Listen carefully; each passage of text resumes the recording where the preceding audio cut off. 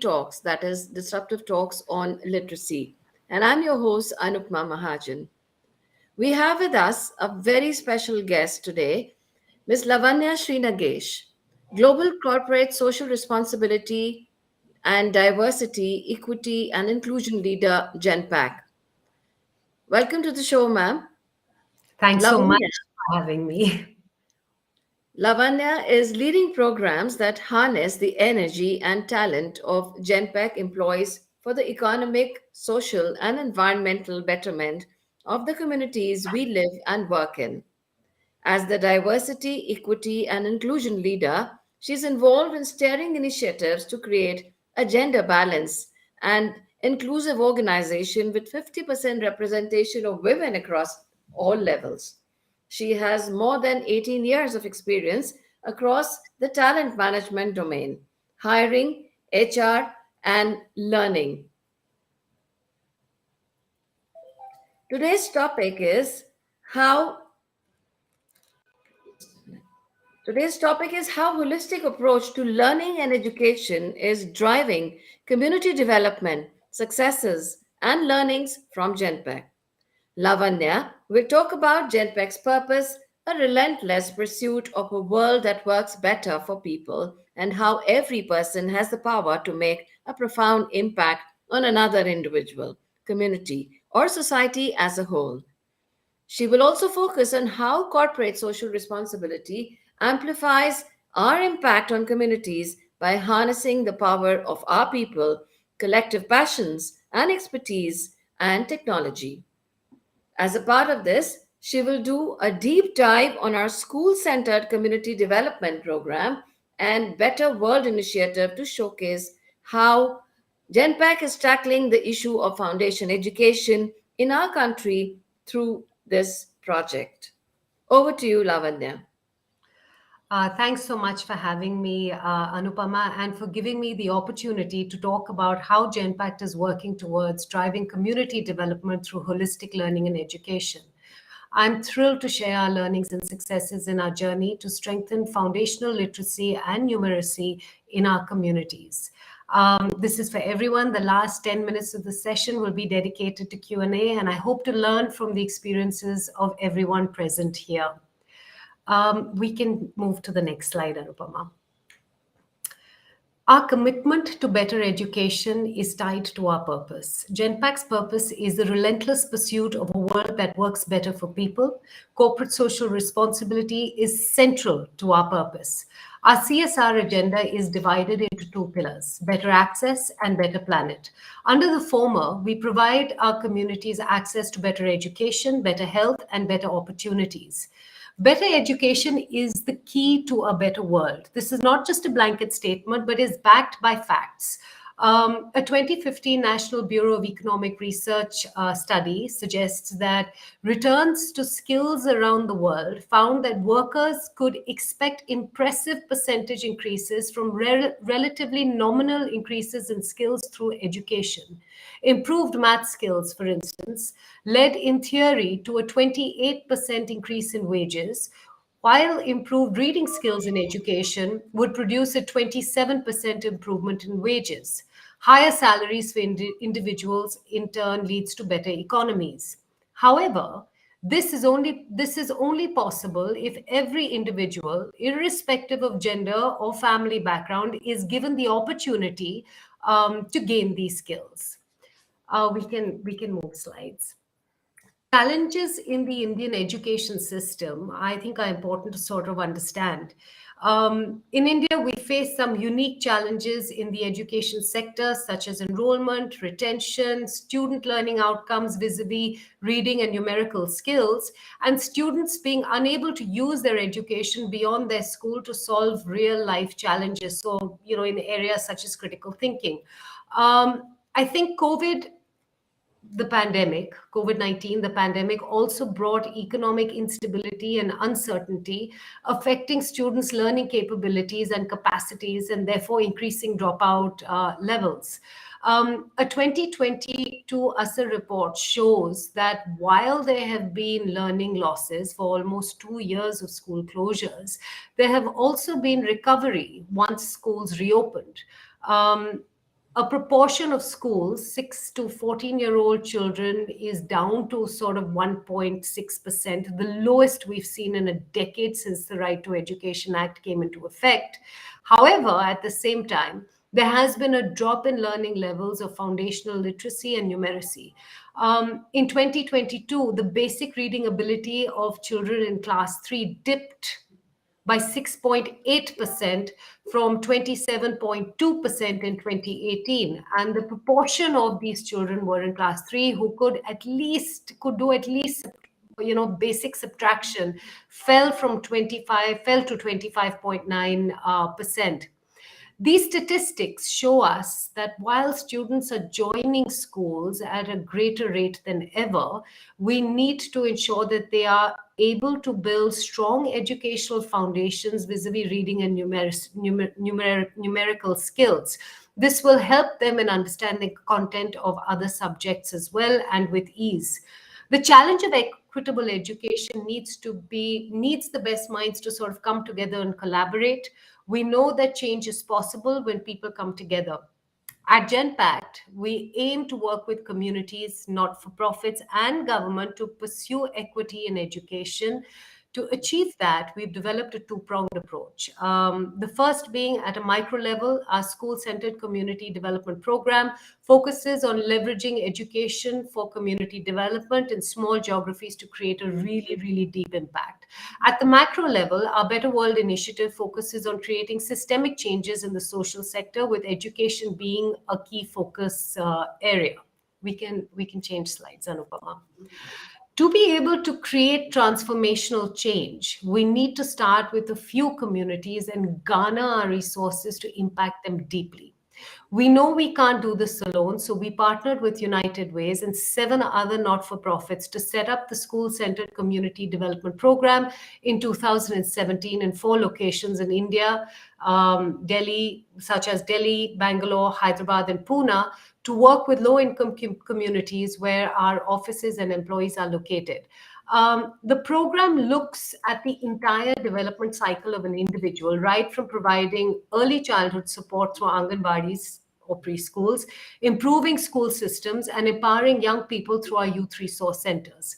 I think a couple of our interventions and impacts are as follows. As you think of preschools, we are working with Anganwadis to ensure that every Anganwadi worker provides a safe learning environment to children and is able to engage caregivers, parents in their own child's development. Some of the interventions we sort of brought about was providing child-friendly infrastructure, building learning aids and reading corners, capacity building sessions for Anganwadi workers on the importance of designing daily learning flow to achieve the expected learning outcomes, and language development, providing exposure to Anganwadi workers through visits to other locations as well. For caregivers, we host sessions on nutrition, homeschooling, and mental health. To give you a view of the change we've seen since 2018, when we started focusing on Anganwadis, we started with 16 Anganwadis and have now grown to 59 as of 2022. Awareness of roles and responsibilities amongst Anganwadi workers has increased from 74% in 2021 to 91% in 2022. And we've seen significant increase in enrollments across all of these locations. From a support perspective for the school, we're ensuring that every teacher and principal has access to the right training so that they can impart equitable education. And I think that's a critical aspect as we think of how learning is evolving, and the kind of resources that are available for teachers and administrators of schools to sort of implement within the school itself.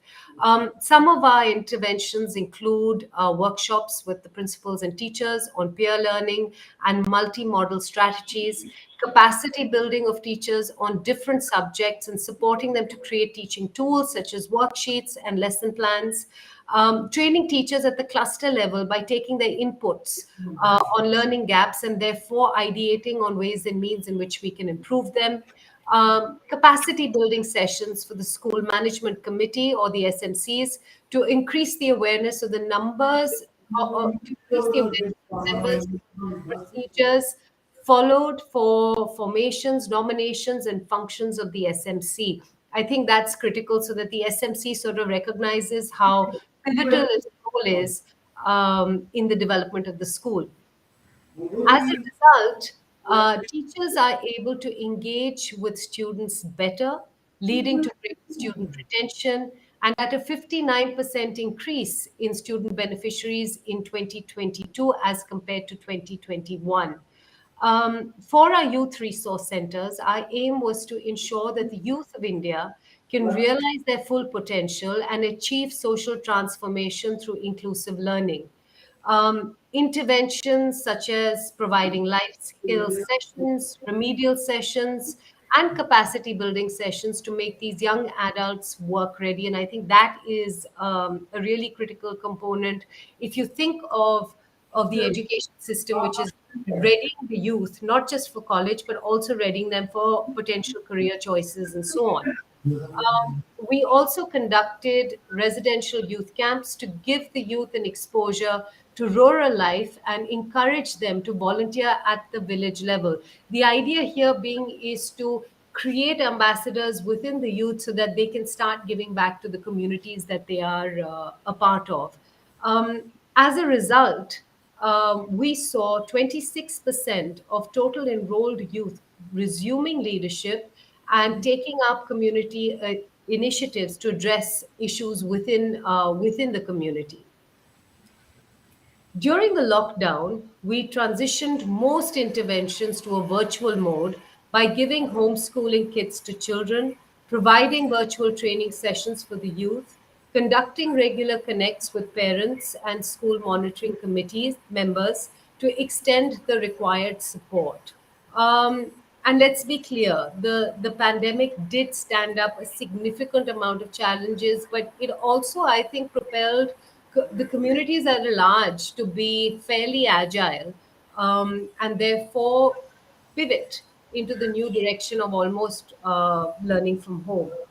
Um, I think together with our communities, and we focused on relentlessly pursuing the goal of education and equitable education. And the program has benefited in 2022 with over 25,000 students and youth, 155% more than 2018. It has also engaged with 276 teachers across 38 government schools, which is up from the four we began with in 2018. Anupama, we can move to the next page. Yeah. I think as we think of improving systems at scale, um, I'm so sorry, but there's an echo and I can hear someone else's voice while I'm speaking. Oh, just a minute. I'll just stop sharing and make it mute. There is an issue somewhere. Okay. That's much better. Thank you. I'll go ahead then. As we think of improving the systems at scale, I think a thing that comes to mind is the challenge in itself for Indian education is a mammoth task. And, in order to address it, we have to think of scalable solutions. We know that beyond just monetary donation, as corporates, there's a lot more we can do to impact education using our skills and expertise. And Genpact's a firm believer of leveraging the skills and expertise of the organization in order to take it to the not-for-profit sector. Better World Initiative is one of these programs which lends our digital capabilities and process excellence skills to the social sector at no cost, helping organizations to reach more people and accelerate their impact on the planet. Better World Initiative has two flagship programs. The first is our residency program. It is in partnership with Piramal Foundation. It deploys process excellence experts to work on high impact projects to bring a systemic change in those not for profits. Our residents create solutions that are replicable, scalable, and sustainable, and allows the not for profit to improve their impact on the communities that they work in exponentially. It's very similar to the work that we as organizations do for, as an organization do for our client base as well. The other program is a strategic social initiative. It is in partnership with Kevalya Education Foundation. It is our aim to change government processes and systems to transform education services in India. The initiative engages directly with government stakeholders to revamp the academic, administrative, finance infrastructure, logistics, legal, and HR processes of education departments. The idea being that as you create a seamless way of operation, you create a much leaner process, a digitized process that finally allows for greater impact. Which takes me to my next point. This is a great time for me to sort of talk about some of the impact that these projects have created. We know that the education departments often have to deal with manual processes, with multiple touch points, siloed systems, and numerous sources of truth that adversely impact academic focus and the staff's morale across levels. In June of 2019, we created a school monitoring solution for the education system in Gujarat that enables approximately 3,000 cluster resource coordinators to digitally capture school performance related data across 44,000 schools. They can then analyze the data capture to take school improvement related decisions at a state and district level. Since its launch, the solution has been able to add back approximately 150,000 teacher coaching hours back to the system, and therefore over improve school performance scores by approximately 2.5 percentage points exhibited within a year of implementation.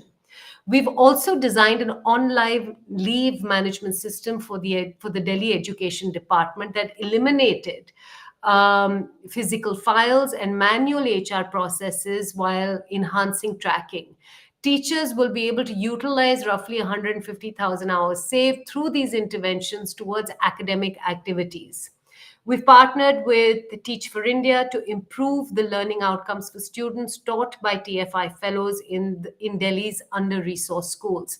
Our residents reimagined a performance management framework and evaluation system, which has led to an increased learning opportunities for 38,000 students across 7 cities. It's addressing the challenges of scattered data by collecting disaggregated information in a structured manner, providing transparency and visibility to better manage students' performance over a period of time.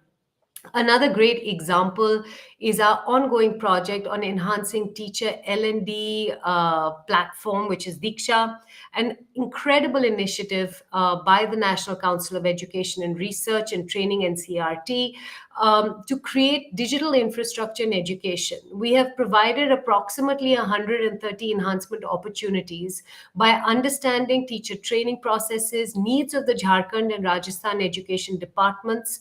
Once done, it will ensure that states use Diksha rather than buying a parallel learning platform. And once these enhancements are all complete, all other states can adopt it for running their teacher learning and development processes.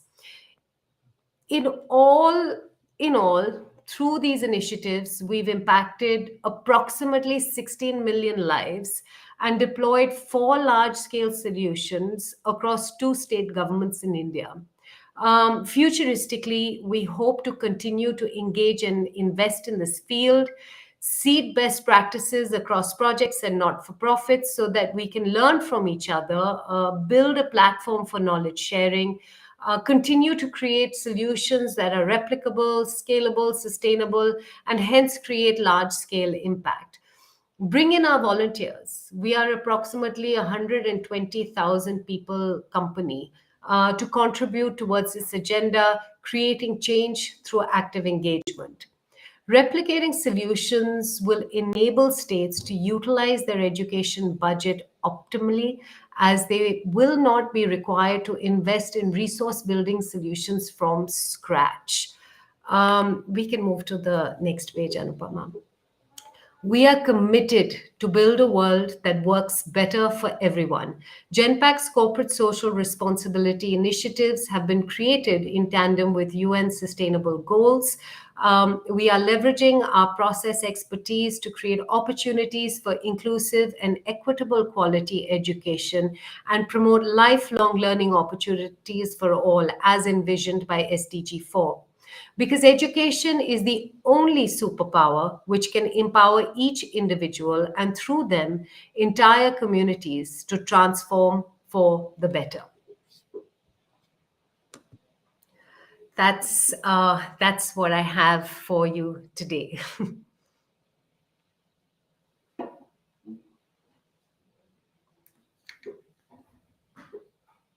I'd love to address any questions if there are any. Yeah, thank you, Lavanya. This is really great, and what a perfect way of putting this across to the audiences. So, I can't see any questions right here, but okay, I would like to know what were the challenges you faced during the COVID to So deal I with these. think COVID, in many ways, almost to reset the massive leaps that we made as a country when it comes to education, right? I mean, the biggest thing being access to learning devices. You had families that were trying to educate 2 or 3 children over a smartphone, and let's be clear, that's not the best way to be educated. It also required development of teachers so that they understood how to train in a new virtual or teach in a new virtual environment. So biggest challenge for us was, one, how do we create access to devices? Second was to focus on how teachers could then leverage those devices and continue to provide the same quality of education. If I were to tell you that we nailed it 100%, that would be a lie. Of course, there were many challenges along the way. But I think what really stood out to me were two things, right? One was actually the commitment of the schools and the teachers. Our partners in United Way, Piramal Foundation and Kedalia Foundation, because they helped us really start engaging that conversation. Teachers stepped up and said they wanted to see how to engage with these devices, how they could provide better learning, and they did. Data shows us that despite COVID, education, while learning outcomes have slipped, not as significantly as they would have if there had been 2 years of no learning. Thank you. Thank you for answering then. And what do you think is the difference between holistic and traditional way of education? So, holistic really focuses on the complete development of an individual. And which is why, if you think of our school centered community development project, we talk specifically about equitable education. A child needs to be able to develop both academically, physically, emotionally. We have to recognize that all of us are different, right? So our talents are different, our aptitudes are different, and the education system has to be able to engage with all of an individual and help them find their own direction and path. I mean, if you go back to 10 years, everyone was either a teacher or a doctor or an engineer. But look at the number of avenues when it comes to career choices that have opened up. And when you develop an individual holistically, you give them the opportunity to chase avenues based on their strengths, as opposed to what seems to be the best profession, from a social standpoint. So I think playing to an individual's strength leads to better professional success, and therefore better chances of income, as you think futuristically as well. Very rightly put. So here, what do you think are what is the role of a holistic thinker then? How does one reach there? So a holistic thinker is, I think, catalyst for change, right? I mean, for me, I think People who think holistically, they think futuristically. They don't just think about the here and now. And therefore, if you look at the way the world is changing post pandemic, right? The impact, I mean, the scale at which digital has transformed or AI has transformed, you need holistic thinkers who can really mark what the future holds. Pivot themselves, be agile to those changes so that eventually you continue to be current as an individual professionally. So I think holistic thinkers, as far as the future of work is concerned, is going to be one of the most critical skills that you can have. You know that better than you. I mean, you have, it's wonderful. Yes. Okay. Okay. And out of the four places where you said you've been holding these kind of educational programs, where do you think you faced the most challenges? Was it Gujarat or was it Bangalore or? Challenges as such, from a support perspective, and I think that's a misnomer to some extent. I think communities, schools, the education departments of governments, not for profit supporting are focused towards creating a better education. The challenge is resources. Yes. And therefore, once you provide an opportunity to develop those resources, I mean, we haven't faced challenges other than that, which is that how do we get enough resources so that we can propel development further. True. True. I mean, I can give an example, right? When we think of our school-centered community development project, one of the things that we were worried about was whether the community would accept us. But the Yeah. minute the community saw that our intent was really 100% to provide better education, to provide better access to education, it's incredible how they rallied around the school. And I mean, the fact that you see the scale and numbers in the SMCs is testament to the fact that the community was in fact deeply engaged. Okay, very rightly put. Okay, thank you so much for enlightening us, and thank you so much for being with us on this platform. We are wishing you all the best in all your endeavors. Uh, Thank you, everybody. Thank you, audience. So, this is Anupma Mahajan signing off. Thanks for having me, Anupama. Thank you.